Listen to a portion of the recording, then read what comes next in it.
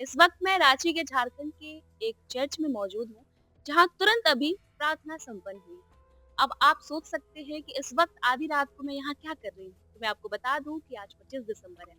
25 दिसंबर यूं ही नहीं बहुत खास है। आज पूरे विश्व भर में जीसस क्राइस्ट यानी कि ईसा मसीह के जन्म दिवस के उपलक्ष्य में क्रिसमस डे मनाया जाता है। अब आप जरा सोचिए, एक मनुष्य के रूप में कोई जन्म लेता है और उसके मरने के बाद लोग अगर भगवान की तरह उसको पूजते हैं तो जाहिर सी बात है उसके कर्म कुछ ऐसे महान।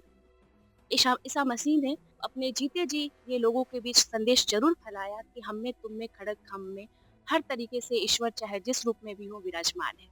ईसा मसीह कह गए थे कि जीवन को अगर जीना है तो बहुत शांतिपूर्ण तरीके से जियो, लोगों को माफ करना सीखो, जीवन में सदाचार को लाओ, खुशियाँ लाओ। ये जीवन का सबसे बड़ा मूल मंत्र है ताकि आप जीवन को बहुत खूबसूरती के साथ जी सकें। कहा जाता है कि 25 दिसंबर यानी कि क्रिसमस डे को मनाने के पीछे कई सारी बातें हैं। अलग-अलग लोग अलग-अलग बातें करते हैं।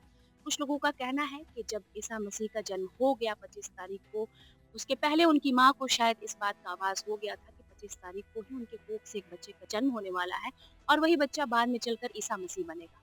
तो ये भी मान्यता है कि जब उनका जन्म हो गया उसके बाद से 25 दिसंबर को इस पर्व को मनाया जाता है।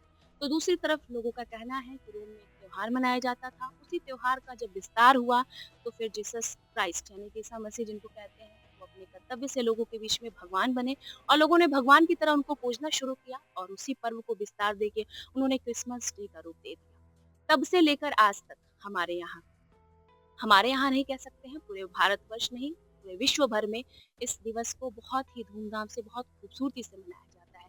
चर्च को बहुत खूबसूरती से सजाया जाता है और इस त्योहार में सबसे एक मेन कैरेक्टर जो बहुत ही खूबसूरत कैरेक्टर होता है वो है सांता क्लॉज का।